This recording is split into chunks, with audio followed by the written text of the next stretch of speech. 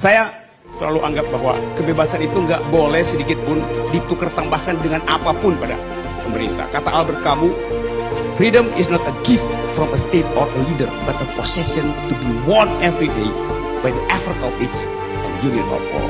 Kebebasan itu bukan hadiah dari negara, tapi hak yang mesti diperjuangkan setiap hari oleh setiap orang dengan cara sendiri dan dengan usaha bersama. Terima kasih.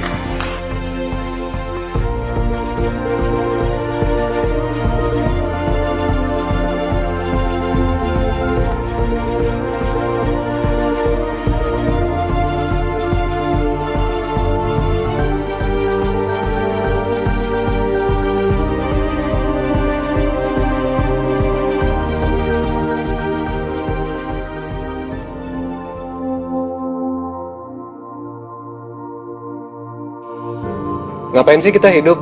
Hidup ini artinya apa sih? Gue sekarang kerja, terus nanti mungkin nikah. Itu pun kalau gue dapet jodoh ya. Kalau hoki gue akan punya anak, habis itu gue pensiun, habis itu gue mati. Terus apa? Gue bingung. Ngapain sih kita eksis di dunia ini?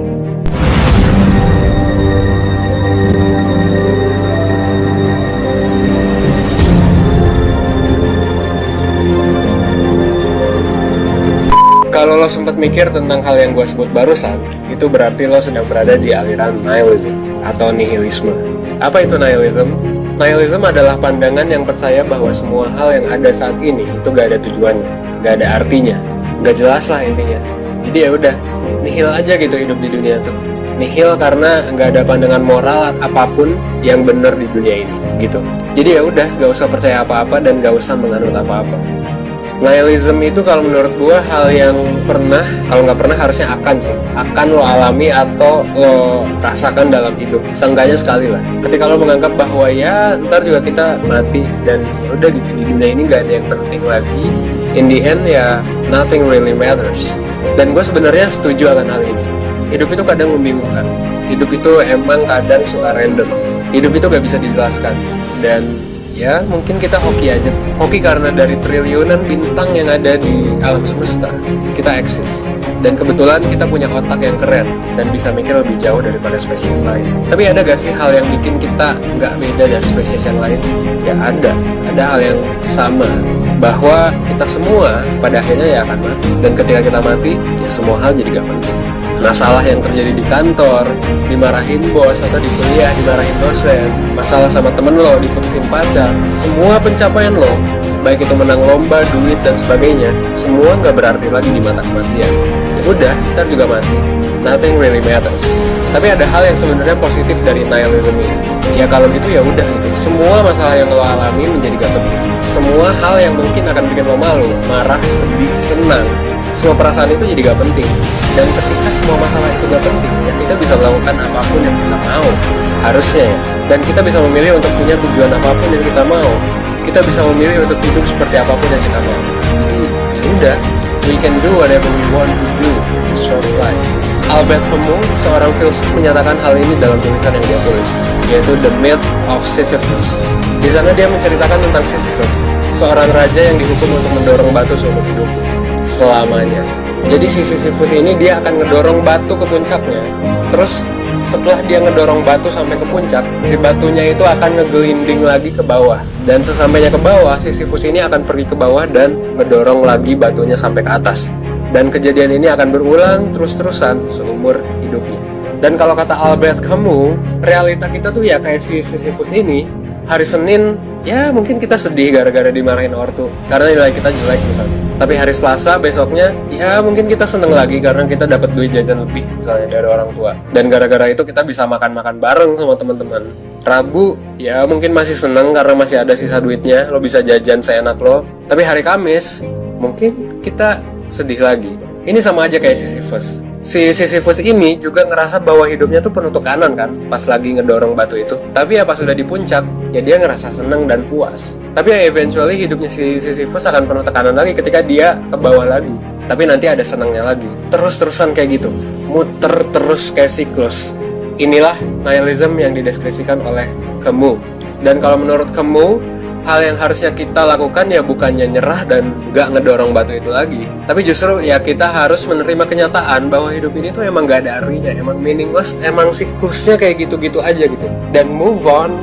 Ya udah, terus dorong batunya, karena kalau gak ngedorong batunya, kalau kita gak menjalani hidup dengan baik, ya kita gak bakal bisa happy, kita gak bakal bisa ngerasain happy, tekanan lagi seumur hidup kita.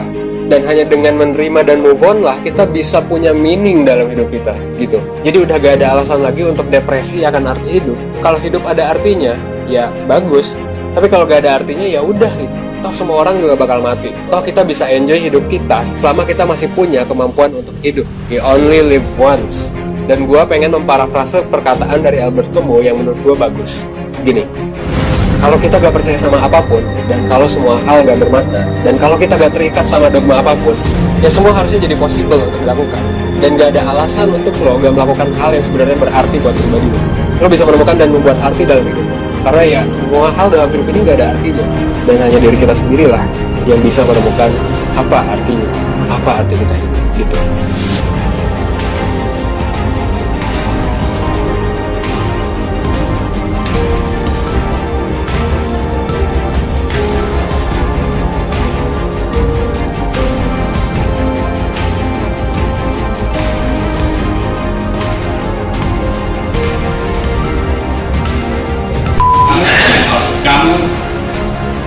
Hendak kita berhadapkan dengan kenyataan sosiokultural ekonomi global Yunto Indonesia.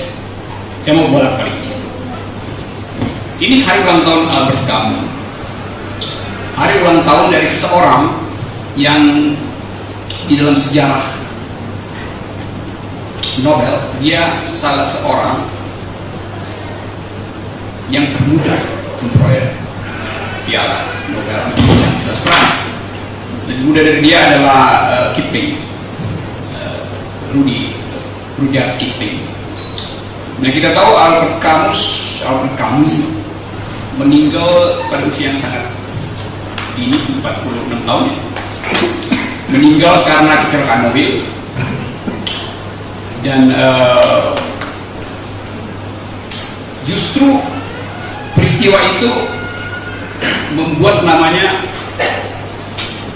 dikenang, sebab seandainya dia hidup mungkin dia akan tertinggal di dalam teori, di dalam pikiran radikal oleh orang semacam Deleuze atau Foucault atau Derrida. Tetapi saya nggak mensyukuri mati mudanya. Tapi kadang-kala satu peristiwa yang tiba-tiba terjadi pada seseorang membuat parameter hidup berubah di hadapan pengetahuan. Orang mulai studi tentang kamu, orang studi pikirannya ketika pikiran itu justru masih segar diucapkan oleh seorang muda. Sangat mungkin pikiran itu berubah ketika establishment menguasai emosinya, menguasai sistem konsumsinya. Jadi ada gunanya sebetulnya kamu mati muda dari segi upaya untuk mencari refleksi paling asal, refleksi yang paling origin dari pikiran seseorang. Karena itu saya selalu senang bertemu dengan mahasiswa anak muda, karena dari mereka lah sebetulnya kejujuran pikiran, keteguhan prinsipil kita peroleh.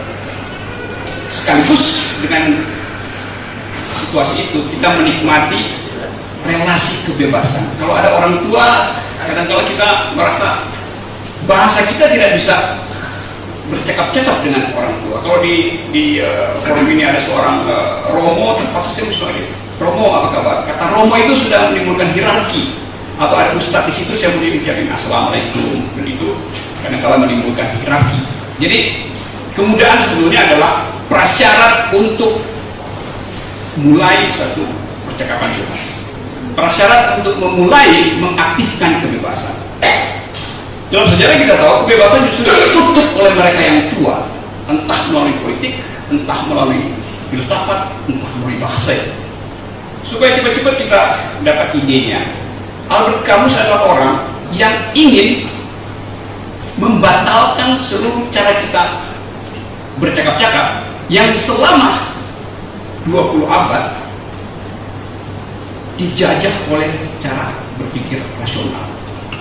Jadi prinsip pertama yang saya kira penting untuk kita ingat adalah Albert Camus, orang yang ingin merubah gramatika di dalam percakapan dengan akibat perubahan itu pada cara kita mengapresiasi politik, cara kita mengapresiasi etik. Dia merasa bahwa filsafat barat itu sebetulnya dari awal sudah totaliter. Karena orang dipaksa untuk berpikir di dalam satu konstruksi, entah itu logika, entah itu rasio, berpikir dalam konstruksi unitaristis, berpikir dalam konstruksi monoteisme, dan secara tidak sadar setiap orang yang mengkonsumsi unitarisme, unity of reason, konsistensi dalam logis, sebetulnya di dalam dirinya mengandung potensi untuk menjadi tiran, karena dia akan memaksakan jalan pikirannya dan menganggap orang lain tidak boleh punya jalan pikiran lain. Nah, ini sebetulnya latar belakang. Jadi kalau cepat-cepat saya menerangkan apa sebenarnya filsafat, kalau kamu isi filsafatnya adalah menihilkan filsafat barat. Artinya menihilkan rasionalisme, menihilkan metafisika Plato, menihilkan unity of reason Kant, menihilkan gagasan ide absolut Hegel, menihilkan segala macam posisi yang di dalam sejarah kita sebut fondasionalisme. Artinya ada dasar untuk menerangkan segala sesuatu. Nah, kamu mencari cara untuk menerangkan pikirannya dengan cara keluar dari himpitan gramatika filsafat barat. Jadi kalau dia mengucapkan pikirannya dengan fasilitas immanuel, dengan Hegel dan fasilitas Descartes dan seterusnya, dia merasa dia akan disiksa oleh jalan pikirannya itu. Jadi dari awal dia ingin memberontak dari tutorisasi kebudayaan barat yang isinya adalah rasionalisme, yang kemudian menjadi dasar dari modernisme.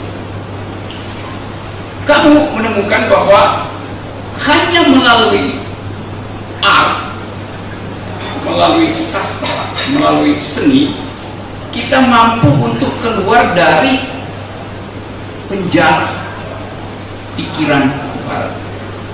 Nah, itu yang menerangkan kenapa mempelajari kamu adalah mempelajari konsep dramanya, naskah cerpennya. Jadi bukan sistem berpikirnya. Belakangan orang mau melihat pola pikir Albert Camus dengan mempelajari tema-tema yang diucapkan di dalam berbagai macam karya sastra. Nanti ada sesi khusus tentang ini, saudara Robert Escobar. Jadi saya nggak akan masuk ke situ. Yang hanya ingin saya katakan pertama-tama adalah bahwa nihilisme pada kamu tadi adalah upaya untuk keluar dari tatapan mata Plato, keluar dari rengkuhan pikiran Hegel, keluar dari penjara Marxisme, keluar dari tutorisasi liberalisme.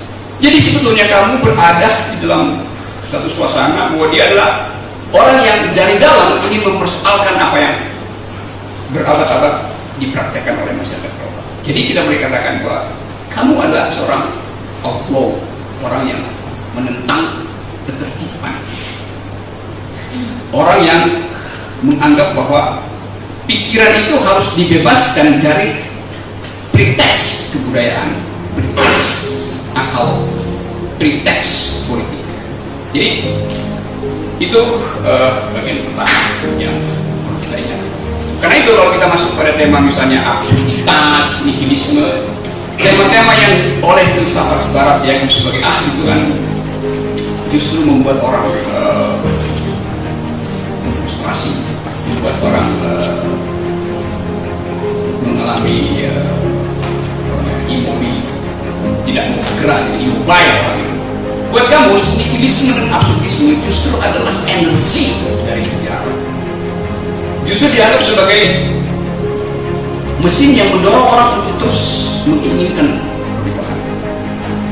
Nihilisme artinya bagi kamu bukan masuk di dalam ketidakberdayaan karena keadaan tidak mungkin lagi dirubah sehingga orang pergi pada pikiran nihilistik. Bagi kamu nihilisme adalah nihilisasi, artinya menihilkan sesuatu yang sudah ada sebelumnya, yang saya sebut tadi, seluruh bangunan filsafat dan budaya Eropa yang tersebut. Saya coba perlihatkan beberapa masalah di dalam masyarakat kita hari ini supaya ada semacam connectivity. Tadi saya bicara dengan Louis tadi, Saudara Louis, dan ada yang mungkin kenal Louis ya, dia ingin agar supaya dikaitkanlah pikiran kamu itu dengan kondisi. Tentu kalau saya terangkan itu bukan karena saya diminta oleh direktur CCF, tapi karena memang kamu harus dikontekskan kepada situasi. Mengapa? Karena pikiran kamu memang pikiran yang partikular. Partikular artinya dimaksudkan untuk menerangkan kondisi historis dari individu, dari masyarakat, dan bukan masuk dalam tema-tema budaya.